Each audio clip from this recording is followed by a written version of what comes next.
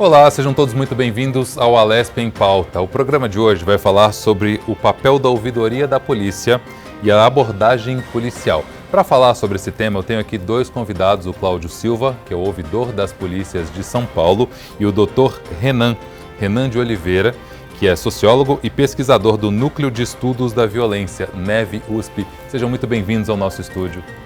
Bom dia, muito obrigado. Obrigado, Renan. Fala um pouquinho de como funciona a ouvidoria. A gente estava conversando aqui um pouquinho antes. É a ouvidoria das três polícias do Estado, né? A Polícia Civil, a Polícia Militar e a Polícia Científica. Como é que funciona esse trabalho? A ouvidoria é um órgão, é o ombudsman da segurança pública. É um órgão de acesso à justiça, necessariamente. O princípio dela é garantir que as pessoas tenham acesso à justiça, mas ela é um órgão que, por ser um órgão de acesso à justiça, precisa ter uma atuação muito equilibrada, porque ela busca atender os reclames e as questões que a sociedade tem em relação à segurança pública, mas também ela é um órgão que também deve ouvir as forças policiais, o público interno, né, da segurança pública. Então, todos os temas relacionados à segurança pública, não apenas os que envolvem polícia, podem chegar até a ouvidoria da polícia. A gente recebe lá reclamações, sugestões de mudança na política, de aprimoramento na política de segurança pública. A gente recebe também elogios para a atividade policial. A gente recebe uma série de questões relacionadas à segurança pública.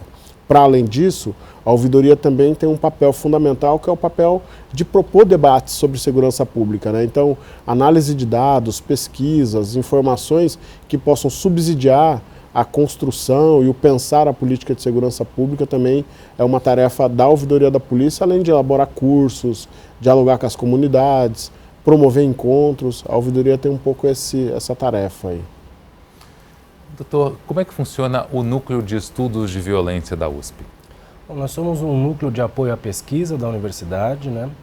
Nós desenvolvemos pesquisas nas mais variadas possibilidades de olhar para como que a segurança pública se integra numa sociedade democrática. Essa é principalmente a nossa questão. Não são temas tanto da eficiência da segurança pública em si, mas é a segurança pública pensada como um espaço de produção de democracia também. As pessoas no seu dia a dia, elas não têm contato com as instituições democráticas todas, né? Mas a polícia, por exemplo, é uma das principais instituições, né? As pessoas são abordadas ou abordam a polícia em alguma necessidade. Então, uma das questões que a gente tem, que a gente tenta desenvolver lá, que a gente elabora através de pesquisas com pessoas, ouvindo as pessoas, mas também com pesquisas com dados secundários, é entender a qualidade da democracia a partir do momento que as pessoas são, por exemplo, abordadas na rua, como que isso impacta a percepção que o indivíduo tem a respeito do funcionamento dessas instituições. Quer dizer, será que as instituições elas estão tratando as pessoas como se deve dentro do rito democrático, obedecendo aos princípios básicos, né, de ouvir o que a pessoa tem a dizer, ser transparente, quer dizer, eu sei por que eu estou sendo abordado ou deixar de ser abordado, meus direitos civis fundamentalmente sendo respeitados, não há abuso, não há violência. Mas também fiscalizando em que medida que eventuais acontecimentos fora da ordem legal ou da ordem democrática possam impactar também negativamente. Nós fazemos isso ouvindo cidadãos do município de São Paulo, principalmente, que é um dos focos de estudo. Também ouvimos as polícias, né? Também temos trabalho com as polícias, e eu particularmente trabalho com os mais jovens, né? Ouvindo a crianças e adolescentes, porque é nessa fase que se dão os primeiros contatos fora da família, e a gente quer saber como é que eles aprendem, como é que eles estão aprendendo a conviver no ambiente democrático. Qual é a visão que esses jovens, as crianças e os jovens têm da polícia como um todo? Eles têm o contato adequado? Porque existem programas que levam os policiais até a escola para explicar como tudo funciona. Como é que está esse contato entre a população e as polícias? Olha, o contato da população com as polícias, ele se dá de diversas maneiras, né? Esses contatos em que a polícia, através de programas como o PROERD, eles costumam ser contatos a menos que as crianças, principalmente, vão ter com a polícia. Então, ali eles estão vendo um funcionamento até um pouco mais idealizado, porque, afinal de contas, eles estão lá para passar toda a problemática em torno do uso de entorpecentes, etc. Acontece que esse não é o único tipo de contato que crianças e adolescentes no município de São Paulo vem mantendo. Os nossos dados, a gente ouviu crianças e adolescentes e ficamos até um pouco consternados em saber que já muito jovens eles são abordados nas ruas ou convivem com algumas coisas que não é apropriado para essa idade, né? De ver o trabalho policial no uso da força. E o problema que a gente tem apontado nesse ano é que há uma certa discrepância racial já entre adolescentes nessas experiências, né? Agora, como é que é organizar tudo isso? A gente estava conversando aqui um pouquinho antes. É um estado enorme, uma população enorme. Como é organizar essa ouvidoria dessas polícias para que tudo funcione da melhor maneira possível, Cláudio? A ouvidoria é um órgão de participação popular, né? Então, a gente faz o esforço que necessário for ser feito para a gente estar cada vez mais próximo das pessoas e temos buscado, a partir das interlocuções que a gente tem construído, abrir esse espaço para a população em geral se apropriar dele, uma vez que a gente também acha que nesse tema segurança pública, os caminhos para interlocução, eles ainda são muito frágeis e ainda muito poucos. Existem muito poucos mecanismos de participação popular na pauta de segurança pública. Então a nossa pretensão é radicalizar as possibilidades de uso e de apropriação por parte da sociedade como um todo desse mecanismo. Não é simples, a nossa ouvidoria é uma ouvidoria que eu considero razoavelmente bem estruturada, né? A gente tem uma boa condição, mas ela ainda é aquém para o tamanho do estado que a gente tem, né? Nós temos um estado que tem hoje algo em torno de 44 milhões de habitantes, né? 645 municípios. Dependendo de onde você partir no estado, para chegar em uma determinada cidade, você vai gastar algo em torno de 10 horas. Então não é simples atuar num estado com essa grandeza, mas a gente tem feito o nosso esforço. Nós temos reivindicado também, junto ao governo do estado e às autoridades aqui do estado, melhores condições para a gente poder propiciar para a população essa condição. Também temos buscado ofertar mecanismos, né, aí baseados em tecnologias, nas novas tecnologias especialmente, para que a população se aproxime mais, e temos feito esse esforço aí de dar conta desse desafio que é ser ouvidor e ter a ouvidoria da polícia no estado.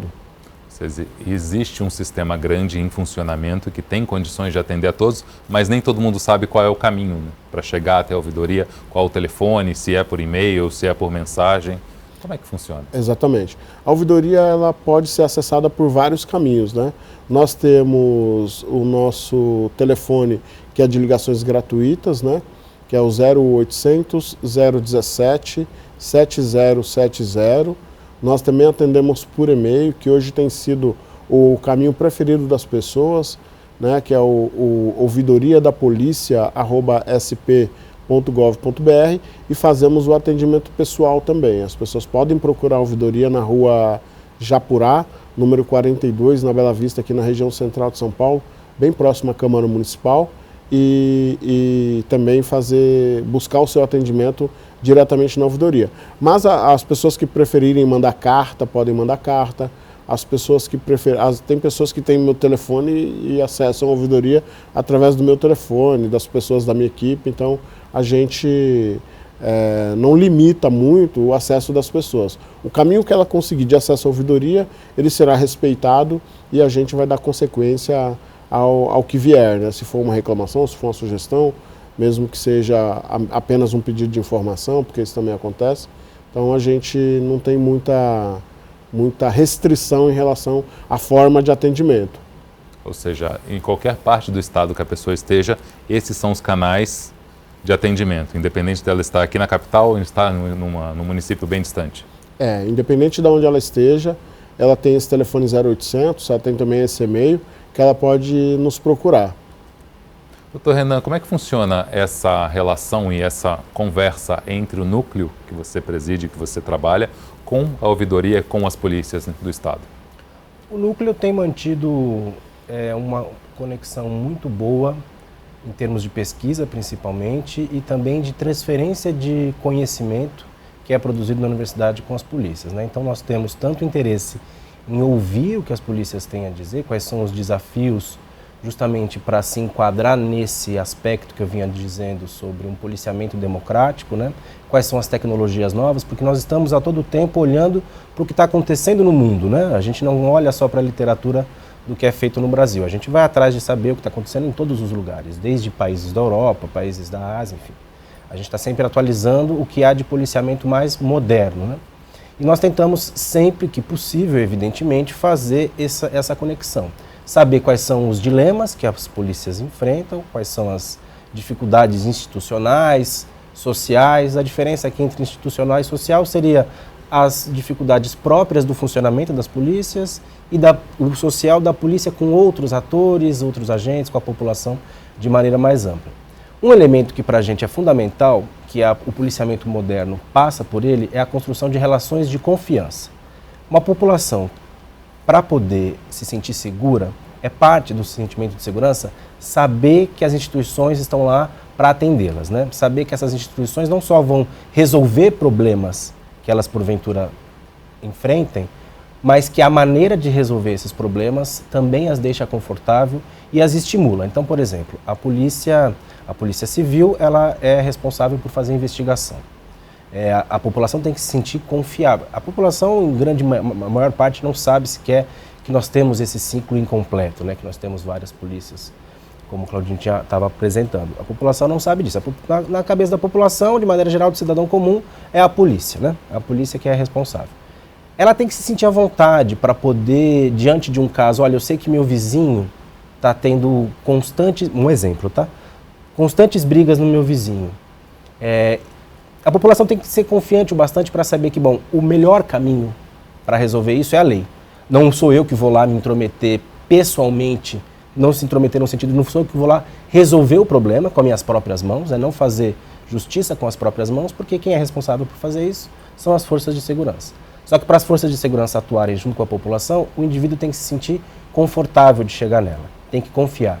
Uma palavra que eu acho que é até mais forte do que confiança é legitimidade.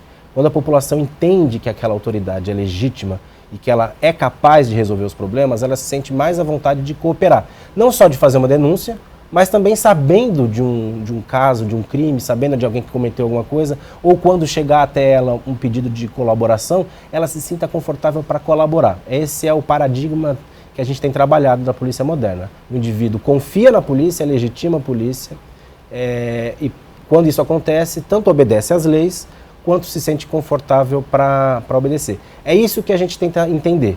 Quais são os percalços, quais são as possibilidades de melhorar essa relação da população com as instituições?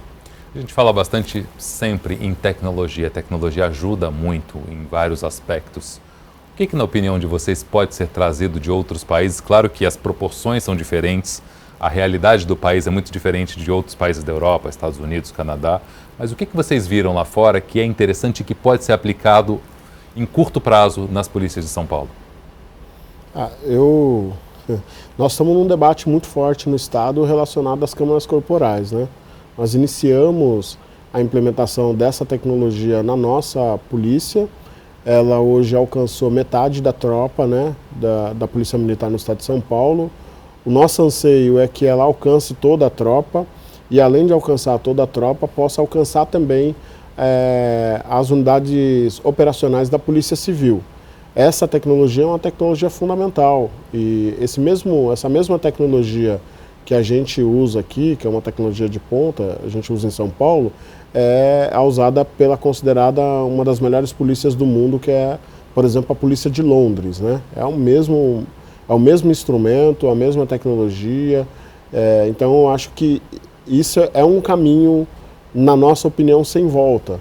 Uma vez que os dados apresentados pelas câmeras corporais são dados muito relevantes, né? Dados de redução de morte praticada por policial, dados de redução de morte em que o policial é vítima, dados de aumento das notificações nas unidades de delegacias de polícia de crimes de violência contra a mulher. Acho que é relevante, porque se aumentou 104%, por exemplo, as notificações de violência contra a mulher. O dado aponta que havia uma subnotificação dessa informação, em sendo isso a política pública também não vai aferir, não vai produzir as políticas de proteção da mulher que deveriam produzir. Além disso, a câmera também protege o policial, porque se o policial for agredido, se ele for atacado e tiver que fazer o uso da força, ele tem uma prova que determina que ele agiu em defesa própria, né? Em legítima defesa. Outro aspecto também que é muito relevante da câmera e que a pesquisa que o Renan faz, que ela pode colaborar com a pesquisa que o Renan produz, é a questão da abordagem, né? A câmera pode, a partir do nosso olhar, do que essas câmeras têm produzido, que tipo de abordagem tem sido feita. Né, que tipo de abordagem, se essa abordagem tem sido racializada, se essa abordagem tem sido dentro da legalidade, entre outras coisas. Então a câmera é um instrumento fundamental, né? É um instrumento fundamental de proteção do policial legalista, do policial que atua dentro da legalidade, e também é um instrumento fundamental de proteção da sociedade e de qualificação e aprimoramento da política pública da segurança. Então, essa é uma tecnologia, mas existem outras tecnologias de aferimento de peso em viaturas, câmeras, equipamento de câmeras em viaturas, tecnologias de saque ou não de arma. A gente sabe que algumas polícias do mundo têm um aferidor do saque ou não de arma no coldre. Então tem uma série de outras tecnologias que são fundamentais para a gente garantir essa legitimação, que é uma busca que a ouvidoria faz, né? Que o Renan traz essa coisa da legitimação da atividade policial. A gente também persegue isso, a gente persegue que a polícia se aprimore de uma tal forma que a sociedade legitime a sua ação, a sua atuação. Em sendo assim, a gente tem certeza absoluta que vai haver muito mais colaboração da sociedade em relação à atividade policial e a gente vai ter uma segurança pública mais eficaz. Você também pensa que as câmeras ajudaram bastante, Renan? A pesquisa que o seu instituto fez é favorável à implantação das câmeras nos policiais e também nas viaturas? Sim. Recentemente, inclusive, nós lançamos uma nota conjunta com outras instituições da sociedade civil, defendendo o uso das câmeras. Eu acho que de todas as novidades, essa é a que a gente não pode abrir mão de maneira alguma. Evidentemente que não temos acesso a esses dados ainda, seria interessante no futuro próximo o universo de pesquisas, que são vários institutos fazendo pesquisa no tema, pudessem ajudar a avaliar como é que está sendo a implementação, mas, sobretudo, os dados recentes já nos dão indicação, como o ouvidor estava dizendo, de que o impacto é muito positivo. Então, essa é uma primeira tecnologia. Claro que há outras tecnologias que são interessantes. Lá no Núcleo, nós tentamos desenvolver, junto com um centro de matemática da USP também, mas em São Carlos, uma ferramenta que pudesse ajudar na previsão de regiões com mais probabilidade de ocorrência criminal. É aquela história dos hotspots, né, que se fala em inglês, dos pontos de calor. Você olha no mapa e vê regiões em que essas coisas estão acontecendo e você pode trabalhar, pensar ali o policiamento naquela região.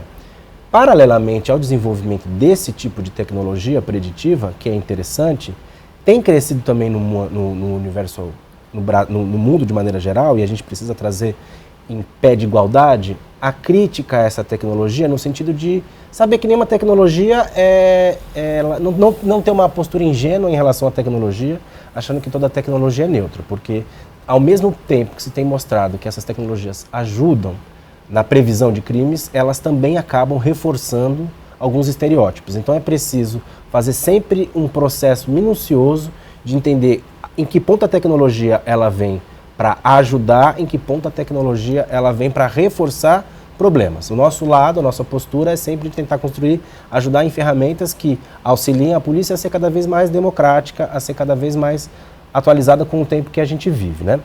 Nesse sentido, tem que tomar alguns cuidados, as ferramentas, os algoritmos precisam ser minuciosamente investigados para que a gente não reforce policiamento em áreas que precisam da presença do Estado de outra maneira. Não é a presença do Estado via polícia.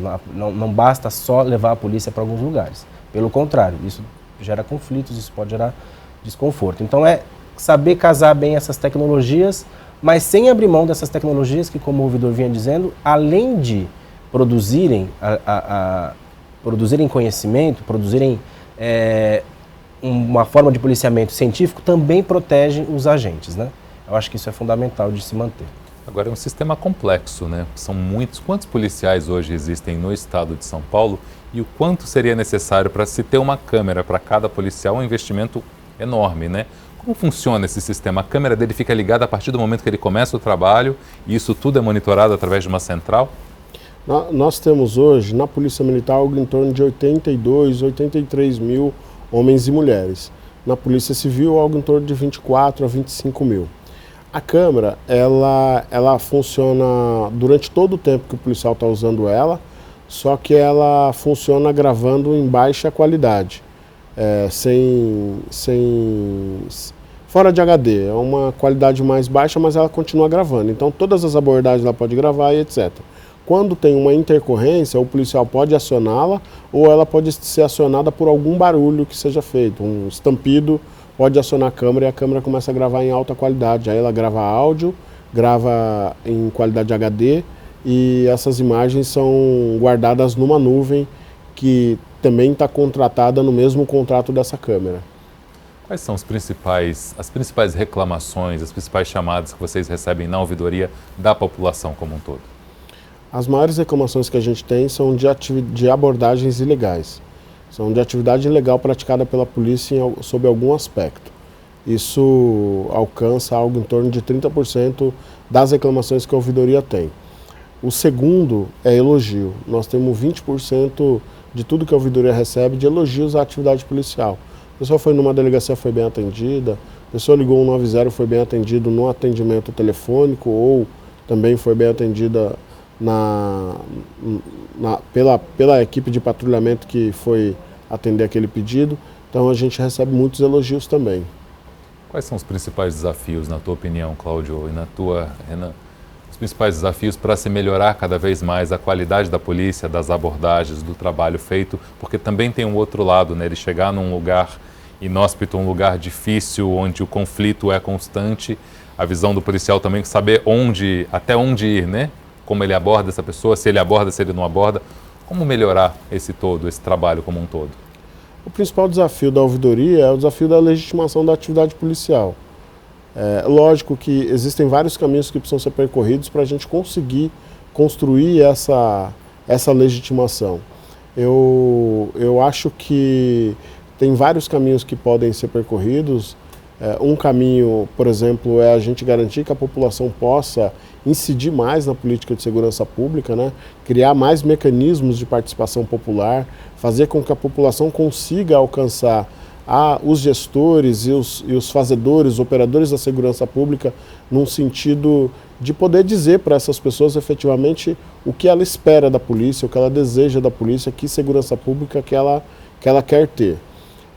Mas nós não podemos abrir mão de todas as tecnologias que estão disponíveis para o aprimoramento da atividade policial e também não podemos esquecer que a gente precisa pensar também no ser humano policial. É fundamental que a gente tenha uma política estruturada de saúde mental. A gente não pode esquecer que a atividade policial é uma atividade extremamente extenuante. É fundamental que a gente pense na valorização profissional desses profissionais, né? Valorização salarial, valorização enquanto ser humano mesmo, um conjunto de políticas de proteção social para esses profissionais e para os seus familiares é fundamental, para que ele possa exercer a profissão dele sem estar se preocupando com outras questões relacionadas à sua família. Então nós temos uma série de desafios que estão colocados e precisamos alcançá-los o quanto antes para que a gente possa ofertar para a população a melhor política de segurança pública possível. A sua visão é a mesma, Renan? Sim, no que diz respeito ao funcionamento da polícia, estou de acordo com o Cláudio Ouvidor. O que eu diria é que, bom, veja só, desde pelo menos 1988, já se vão aí 3 décadas, que quando fizemos a transição para o regime democrático, um dos temas que tem sido fundamentais é a respeito do controle do uso da força. Sociedade moderna é a polícia que está autorizada a empregar a força em situações específicas. Esse uso da força precisa ser muito bem fiscalizado. Temos instituições no Estado que são responsáveis por fiscalizar, por garantir que não haja abusos, que a polícia, ou seja, que a força policial só esteja sendo utilizada em casos de extrema necessidade. Há muitas outras formas de se resolver conflitos na sociedade e o uso da força é o último recurso possível. Esse recurso tem que continuar sendo o último recurso possível. Evidentemente que para transformar essas relações não basta a gente falar para dentro da polícia. Isso são questões que são institucionais, há sempre que se rever as definições institucionais, mas são definições mais amplas. Quais são os crimes que a nossa sociedade está querendo combater com mais força e quais são aqueles que ela está mudando a sua concepção a respeito? Crime também é uma definição social, a gente nunca pode esquecer isso. O que é crime hoje não era crime ontem, o que era crime ontem pode não ser crime no dia de hoje. A gente tem toda uma malha complexa que envolve não só as polícias, mas também o sistema penitenciário, quem está sendo preso, pelo que está sendo preso e por qual razão está sendo preso. Qual é a função da prisão na nossa sociedade em pleno 2023. Então é toda uma série de discussões nesse respeito. Evidente que as mudanças institucionais são fundamentais para aquilo que eu vinha dizendo da relação cidadão-polícia. Isso tem que ser sempre burilado, sempre feito de uma forma que a população se sinta confiante. Mas é preciso um olhar até um pouco mais amplo que envolve as Assembleias Legislativas, a Câmara Federal, para redefinição de alguns pactos. Poder Judiciário, sem dúvida, Ministério Público. Sistema de Justiça. Daqui a pouquinho a gente continua falando sobre isso, a gente vai para um breve intervalo e volta já já. O Alesp em Pauta volta daqui a pouco.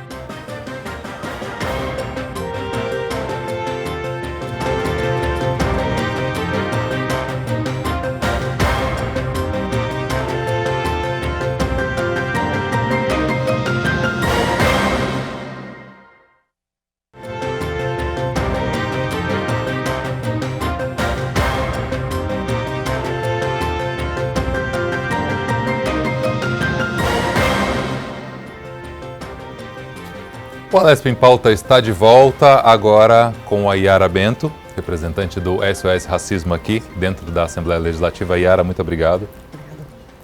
O nosso tema de hoje é o papel da ouvidoria da polícia e a abordagem policial. Yara, começando com você nesse momento, como a Assembleia Legislativa vê a abordagem policial no estado de São Paulo? Qual é a qualidade da polícia de acordo com a visão da Assembleia Legislativa?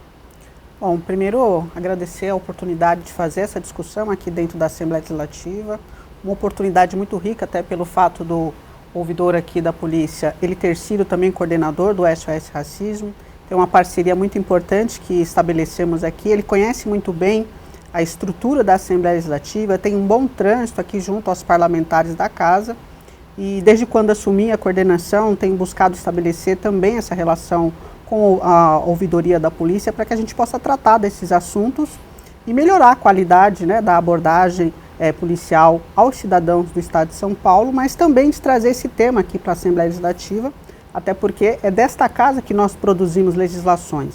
E aí trazer informações aos nossos parlamentares para que a gente possa conseguir dialogar com essa corporação e melhorar a qualidade dessa abordagem. É óbvio que é importante a gente ressaltar que a abordagem, como foi colocada aqui no bloco anterior, ela é necessária, mas é o último passo que deve ser dado pelo sistema de segurança. E, em havendo a necessidade de ser realizada, que ela siga um protocolo para que a gente possa garantir a integridade tanto de quem está sendo abordado, mas também de quem está praticando esta abordagem, no caso dos policiais militares, civis, ou até mesmo da própria polícia científica, né? Então, a Assembleia Legislativa ela vem com esse papel de não só de entender, mas de ajudar, de qualificar esse papel da abordagem para que a gente possa, a partir daqui, cobrar algumas ações também quando ocorrem abusos, né, nessa abordagem. Então, entendo que a Assembleia tem um papel fundamental nessa discussão. Cláudio, como tem sido essa conversa entre a Alesp e a ouvidoria da polícia? Você recebe um feedback aqui da Assembleia Legislativa? Existem legislações sendo feitas para melhorar cada vez mais a qualidade do serviço? A nossa relação com a Assembleia, eu considero ela uma relação estratégica, uma vez que é a partir daqui que surgem as normas que organizam o funcionamento do Estado.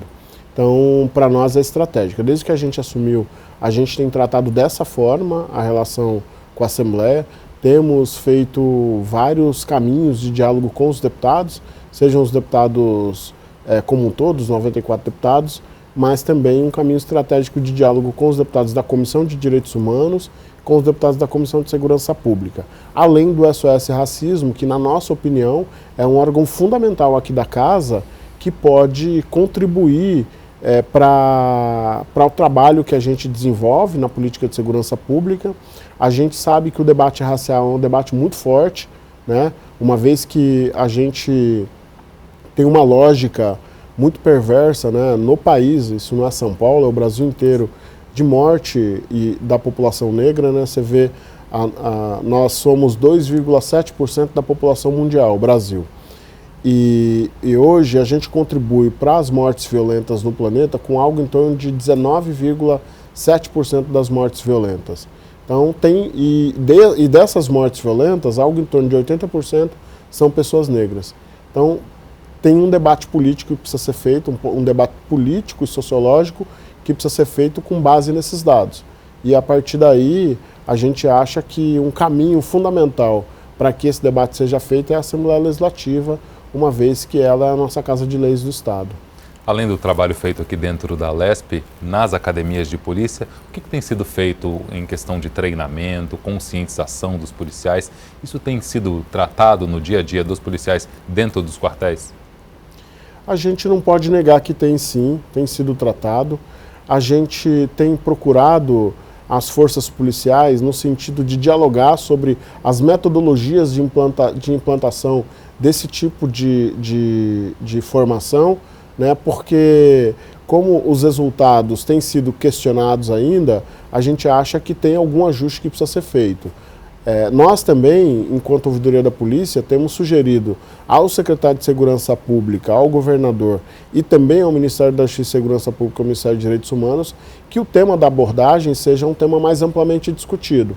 A gente acha que é fundamental, por parte do Ministério da Justiça e Segurança Pública, criar um grupo de trabalho interministerial envolvendo os estados no debate de aprimoramento da abordagem policial, que a gente acha que é fundamental. Mas também sugerimos aqui no Estado, um grupo de trabalho aqui no Estado, intersecretarial, e com a participação de pesquisadores, movimentos sociais e a própria polícia, para a gente também discutir a abordagem, porque tudo começa na abordagem, né? A partir da abordagem é que pode gerar um conflito maior, que pode acabar com uma ação ilegal, injusta ou até fora dos padrões, né? Fora do que determina os protocolos, e isso pode culminar inclusive com uma morte. Então a gente acha que a abordagem é um tema fundamental e a gente avalia que se a gente resolver o problema da abordagem, da relação da abordagem da polícia com as pessoas, a gente resolve 50% dos problemas da polícia com a população. Como é que tem sido nos últimos anos? A polícia tem melhorado, tem evoluído? A abordagem tem melhorado, na opinião de vocês? Ou ainda falta muito para se chegar ao ideal? Olha, eu particularmente, enquanto mulher negra, e aí vou falar um pouco mais na ótica do jovem negro, do homem negro, porque quem sofre a maior parte das abordagens, né? A gente entende que tem se intensificado as abordagens, inclusive com o quesito cor, quesito raça, né? A população negra, do homem negro, sendo abordado com muito mais violência. Então a gente precisa fazer essa reflexão para que isso possa mudar. E no caso a polícia precisa ter esse entendimento de que não é o simples fato de você ser uma pessoa negra que você tem que ser abordado ou que você represente um risco para a sociedade. Muito pelo contrário. O sistema de segurança está aí para atender a todos e todas e a abordagem deve ser feita da forma como é colocado pelos protocolos, né? Então eu entendo que a gente tem tido sim um aumento no número de abusos por conta do Estado, da polícia, mas que entendo também que é necessário um processo educativo de quem está dentro da instituição para que ele possa ter essa compreensão de como deve ser feita essa abordagem. O ouvidor traz aqui a necessidade da gente fazer uma discussão com amplitude do tema das abordagens, né, para que a gente possa esclarecer e informar quem vai praticar essa abordagem, mas também como é que se porta quando você é abordado. Porque às vezes o conflito ele se dá por uma falta de entendimento de ambas as partes. A gente precisa também levar esse esclarecimento para a população. Então trazer a sociedade para participar deste debate é importante para que a gente possa qualificar esse sistema. E óbvio, a população negra sempre foi o alvo principal do sistema de justiça, a gente tem que trazer isso à luz, e a gente precisa qualificar e melhorar esse tipo de discussão para dentro das instituições, para que a gente possa melhorar os resultados, né, e não ter conflitos, né, porque o conflito ele se dá a partir de uma falta de entendimento de alguma das partes. E normalmente é o Estado aqui no caso representado pelo sistema de justiça, é que a gente precisa qualificar. Então entendo mais uma vez que trazer o tema da abordagem ele é importante para que a gente possa qualificar, inclusive garantir a segurança, tanto de quem está sendo abordado, quanto de quem está praticando essa abordagem, porque a gente precisa entender também que do outro lado tem um pai de família, uma mãe de família, tem um trabalhador que está ali exercendo a sua função, mas que naquele momento ele está representando o Estado. A sua visão? Ao longo dos últimos 15 anos, a principal consequência da abordagem, na nossa opinião, que é um dos dados da abordagem, que é o dado de morte, ele tem tido uma tendência de queda no estado de São Paulo, né? Com exceção de 2023, até 2022, os dados de morte decorrente de intervenção policial têm caído. Esse ano de 2023, a gente está sofrendo um revés, né, nesse dado. O dado tende a crescer, tende a ser maior do que o de 2022. Então, a gente avalia que no último período a gente vem avançando, especialmente nesse dado de morte, que é a decorrência da abordagem. Ocorre que as abordagens ilegais, os abusos cometidos em abordagens, as reclamações que chegam nesse sentido, eles não têm caído. Eles continuam sendo dados perenes. Todos os anos, muitas reclamações chegam lá.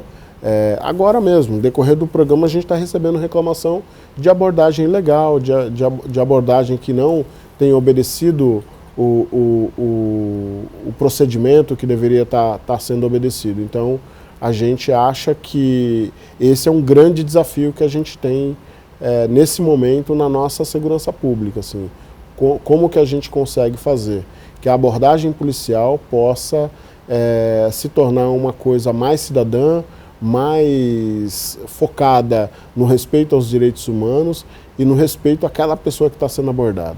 Ser abordado não é bom, em hipótese alguma, mas se a gente fizer a abordagem dentro dos padrões, respeitando questões fundamentais como a cidadania das pessoas, os direitos humanos, etc., a gente tem certeza que a gente pode qualificar esse tipo de ação da polícia e fazer com que a população possa minimamente passar a aprovar mais essa ação e legitimar essa ação. Qual, na opinião de vocês, é o maior desafio? A gente falou bastante de abordagem, um desafio tanto da polícia como dos órgãos, né, da ouvidoria, da Assembleia Legislativa, para melhorar esses números, porque comparado com outras polícias de outros estados, a Polícia de São Paulo acho que está no meio, né? Porque é um estado muito grande, é uma população muito grande. Qual é o principal desafio, na opinião de vocês, para melhorar esses números, para que São Paulo seja referência para o resto do país, já que é a locomotiva do país, é onde a economia gira uma quantidade absurda? Qual o caminho? Quer responder?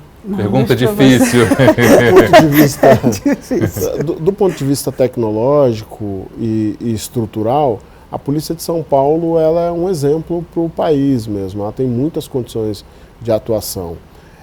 Eu acho que o desafio é criar um caminho de proximidade mesmo da polícia com a população e se valer também das várias referências que a gente tem de instituições que fazem pesquisas, que apresentam dados e que qualificam esses dados a partir das suas análises, para que a gente possa ter a partir dali um horizonte do caminho a percorrer. É muito importante que as forças de segurança pública se abram para o debate mais amplo, para o debate com os institutos e as instituições de pesquisa, mas também com a população. Eu avalio que a política de segurança pública ela é uma política social e ela precisa ser transversal do ponto de vista das várias dimensões da vida humana. Eu não acredito que a política de segurança pública por si só ela dará as respostas que a população precisa. A gente precisa integrar a política de segurança pública com outras áreas das políticas sociais para que em conjunto a gente possa estabelecer metas e desafios, que a gente possa alcançar essas metas e desafios para que a entrega para a população seja uma política de segurança mais cidadã e mais dentro dos objetivos e dos anseios da população. É importante dizer que tem polícia respeitada no mundo, existe polícia respeitada no mundo, e a gente não deve nada para o mundo. A gente tem sim condição de entregar a melhor política de segurança pública, né? A nossa polícia, ela é muito criticada, né, pela população em geral e por nós mesmos, mas a nossa polícia também faz boas entregas, né? Nos últimos 10 anos, por exemplo, a polícia participou de 30 mil partos, Polícia Militar do Estado de São Paulo. Então ela contribuiu para que 30 mil pessoas tivessem vida, viessem ao mundo. Então essas entregas são fundamentais. Quando o calo aperta, o número que a gente lembra de ligar para pedir ajuda é 190. Então se a gente já tem isso no nosso imaginário popular, imagino, na nossa subjetividade, imagino que não seja difícil a gente achar um caminho que possa aliar segurança pública e direitos humanos, porque as duas coisas não devem andar separadas, e a partir daí a gente poder ofertar para a população a melhor política de segurança pública. São Paulo tem o desafio de puxar esse trem, de ser a locomotiva desse trem no Brasil, por ser o maior estado, por ser o estado mais importante do Brasil, por ser o estado mais importante da América do Sul e por ter todas as condições tecnológicas e estruturais que a gente tem. Bom, colaborando com o que o ouvidor nos traz, eu penso que nós temos uma polícia cidadã, trabalhar com menos ostensividade, estar mais próximo da população e da sociedade e trazer, de fato, essa interface entre a sociedade e o sistema de segurança do nosso Estado, para que a gente possa desmistificar, por exemplo, de que a polícia é algo ruim. Muito pelo contrário, o ouvidor acabou de nos trazer que quando o calo aperta, de fato, em qualquer situação, é para a polícia que o cidadão vai ligar e vai aguardar para que seja prestado um bom serviço. Então a gente precisa desmistificar algumas questões. Ao mesmo tempo, fazer com que a população possa entender que quando a polícia ela é acionada, ela foi lá para poder buscar resolver uma situação, um conflito, sem gerar nenhum tipo de crise, né?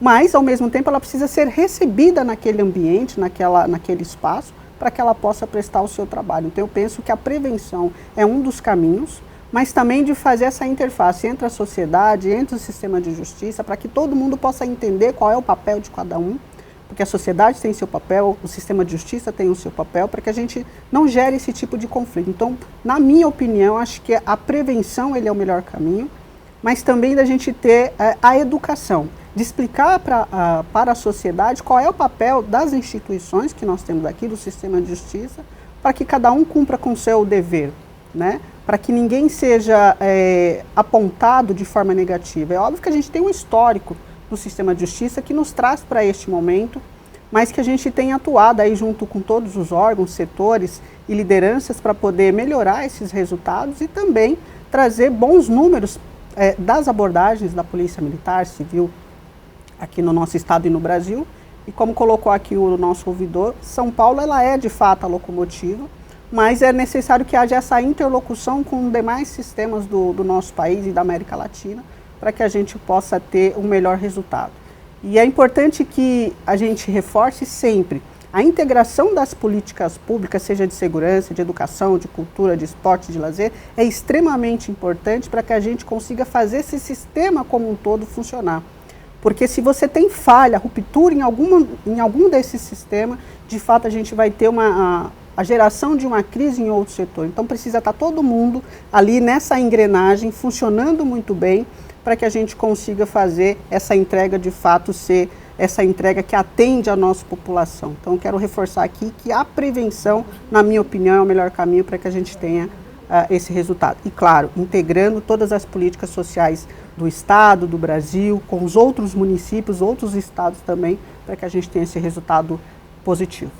Você falou em prevenção e falou também em educação, chamou a atenção a palavra educação, porque a gente pode ir até as escolas. Como levar até as escolas, esclarecer dúvidas, explicar a função da polícia, explicar os direitos e deveres de cada cidadão, como chegar dentro das escolas, que eu acho que é a base de tudo, para melhorar essa situação, para daqui a um curto prazo a gente ver já uma realidade completamente diferente na população, não só de São Paulo, mas também do Brasil?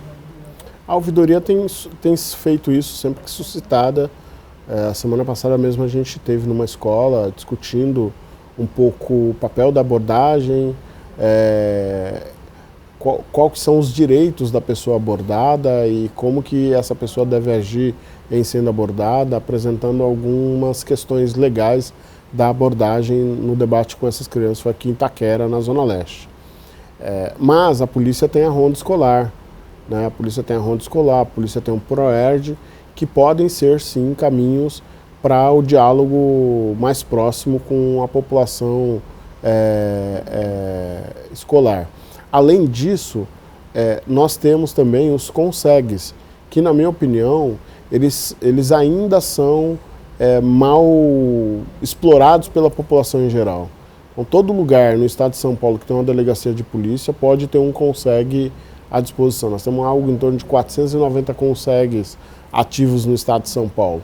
Então, tem uma delegacia de polícia, vai ter um CONSEG da área que se reúne mensalmente, pode se reunir extraordinariamente, se necessário for, e a população se apropriar dessas ferramentas para poder estar suscitando os policiais, suscitando os comandantes das áreas a estarem levando a polícia até a escola para dialogar com os alunos, apresentar o que é a abordagem, por que ela deve ser feita, em que condições que ela deve ser feita e a forma como ela deve evoluir ao longo desse ato, né? Então, eu acho que é fundamental, sim, dialogar no meio educacional sobre, inclusive por conta do que o Renan traz, né? As crianças, quando elas vão evoluindo para a condição de adolescente, elas começam a ter contato com o mundo exterior, né? E esse mundo exterior também faz parte da escola. E a partir daí elas começam a ter essa experiência de lidar com a polícia no dia a dia, de lidar com a polícia ali no bairro, na comunidade, inclusive com abordagens. Então é fundamental que a gente leve sim esse debate para o meio educacional. É importante, na sua opinião, Yara, aproximar a polícia das escolas, dos estudantes e de toda a comunidade escolar?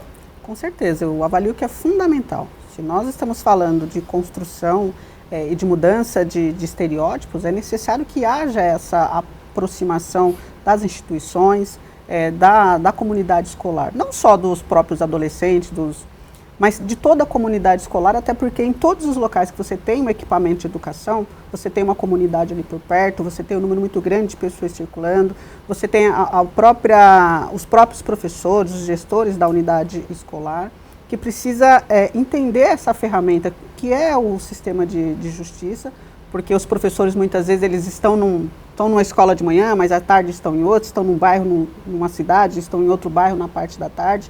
E essa informação que chega, ela circula entre os adolescentes, de explicar, olha, hoje eu participei na minha escola de uma palestra lá do PROERD, esteve lá uma viatura da polícia falando com a gente como é que funciona, como é que a gente aciona, onde tem uma delegacia, e isso faz com que quebre alguns estigmas da população e da própria juventude em relação ao papel da polícia militar. Então eu entendo que é fundamental a gente fazer essa interface. E mesmo quando eu falo de prevenção, é você evitar que ocorra a ação. E se você tem ali a presença da polícia, não é a falsa sensação de segurança, que esse é um dos fatores que a gente tem tido hoje. Às vezes você tem ali a presença do policial, que vai te dar a sensação de segurança, mas às vezes o policial não está com a estrutura adequada para ele também exercer a sua função.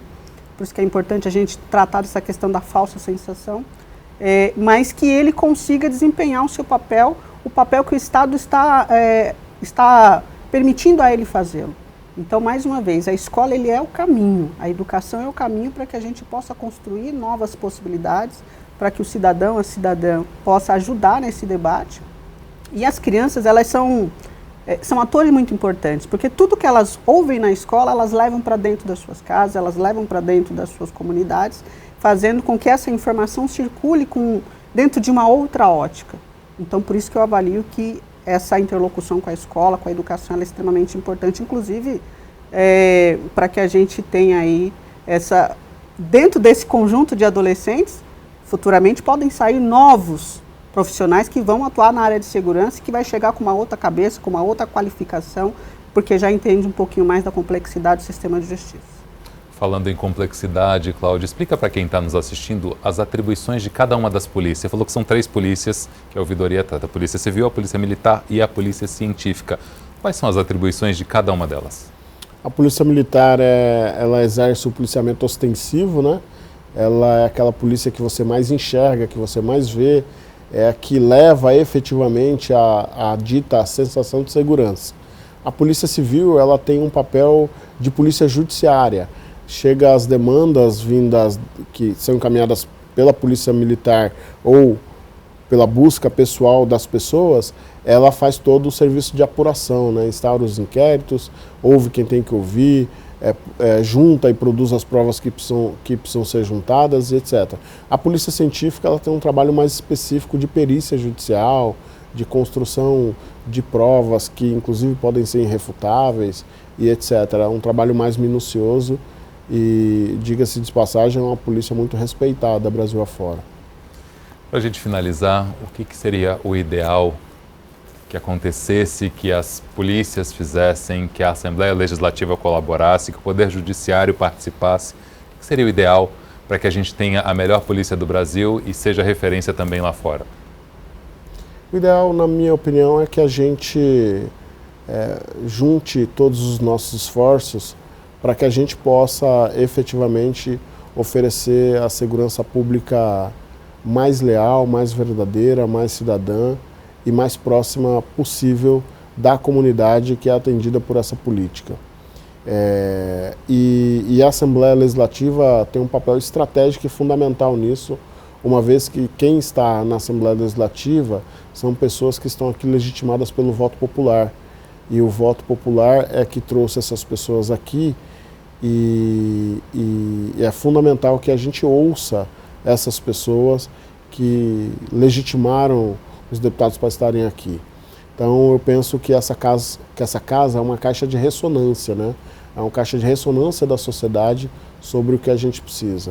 O que a gente precisa é uma polícia cidadã, ordeira, legalista e que atue totalmente dentro da legalidade, respeitando as pessoas, respeitando a diversidade que a gente tem na sociedade, mas acima de tudo respeitando as normas que estão vigentes no nosso estado e no nosso país. Então eu julgo como fundamental o papel da Assembleia Legislativa na construção de um Estado mais humano, mais decente e que oferte segurança para as pessoas efetivamente. Bom, eu entendo que o papel da Assembleia Legislativa e de todos os deputados, ele é de extrema relevância, até porque são eles que têm a interface, o diálogo com o governador do Estado, para que a gente consiga fazer de fato funcionar não só o sistema de segurança, mas todas as políticas que vão atender o cidadão do nosso Estado, para que a gente consiga fazer funcionar o Estado de São Paulo, as políticas públicas e desta forma qualificar aqui o sistema de justiça e de segurança do nosso Estado. Hoje o sistema de segurança ele é falho porque existem falhas também em outras políticas públicas que não estão efetivadas de fato como deveriam ser aqui no nosso Estado. Então a Assembleia Legislativa, através dos deputados e deputadas, como bem colocou aqui o nosso ouvidor, são pessoas que estão aqui legitimadas pelo voto popular e que têm o papel de representar essa população e que espera o trabalho deste parlamentar, fazendo chegar aqui à casa e também ao governador os seus anseios, as suas necessidades.